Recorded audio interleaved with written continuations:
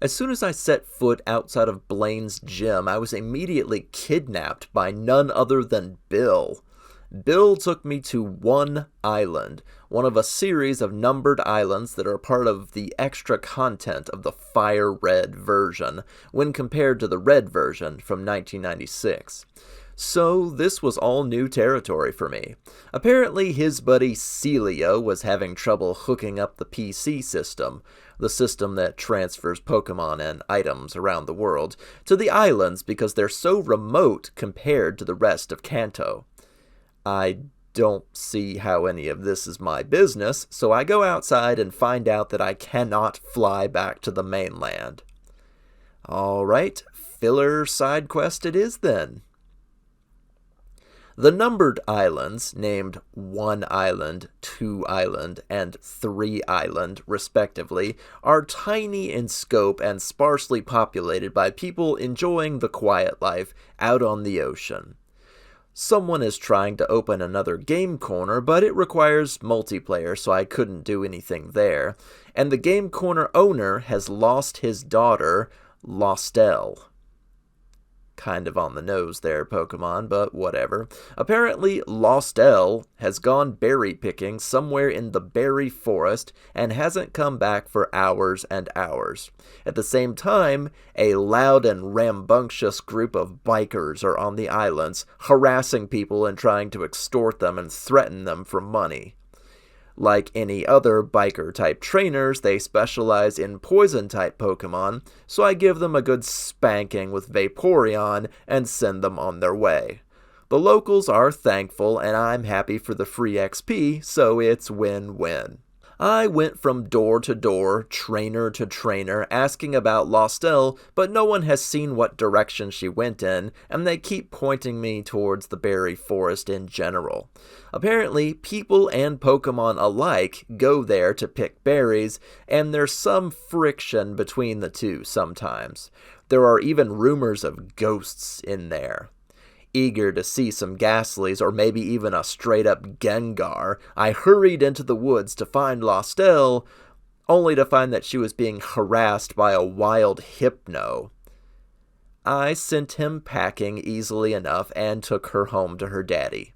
Her dad thanked me, gave me a moonstone I couldn't use, and promised to open the game corner that I also couldn't use as soon as he could. So, okay, is everybody sorted? I can leave now? Okay, good. I head back to the lab where Bill and Celio are working, and they've finished linking up the PC system to the numbered islands, so we can return to the mainland now. Well, that happened. Anyway, back to my Pokemon journey. I flew to Viridian City, the site of the only other locked gym in the game, to find that it had been unlocked and occupied again. The locals are all talking about the mysterious and unknown gym leader that has returned.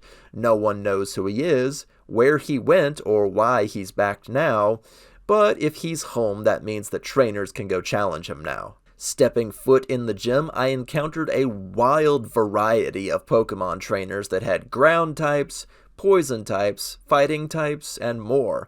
It was impressive to see such good variety instead of everyone just having whatever type the gym leader had.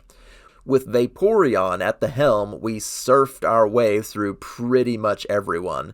The nature of the Nuzlocke was becoming more and more apparent. If you really keep to a core team of Mons, they're gonna be wildly over-leveled by this point in the game, and there is nothing that is going to be able to stand in your way. Vaporeon washed out the entire gym with Surf and Hydro Pump before we finally arrived to the 8th and final gym leader, Giovanni. Giovanni says he's using the gym as a sort of fallback spot to rebuild Team Rocket back to its glory after the beating they all took at Silphco from yours truly. I've got you backed into a corner this time, bucko. Let's battle!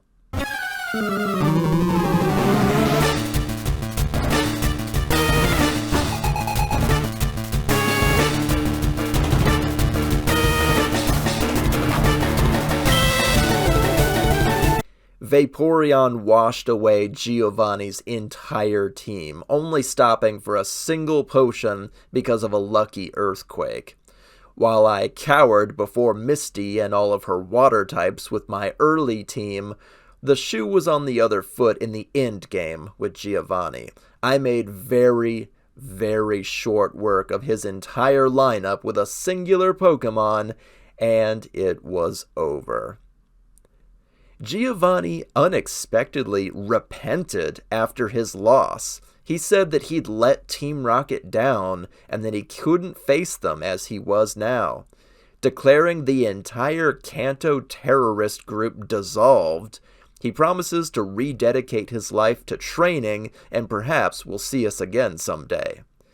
Then, with one final disappearing act, he was gone. I have so many questions, but this game's writing isn't good enough to answer them, so hey, Team Rocket defeated and 8th badge acquired, I guess. With all 8 of Kanto's gyms conquered and my trainer card filled out at last, it was time to head for the final area of the game, Victory Road. The Elite Four and the champion of Kanto awaited. Forward!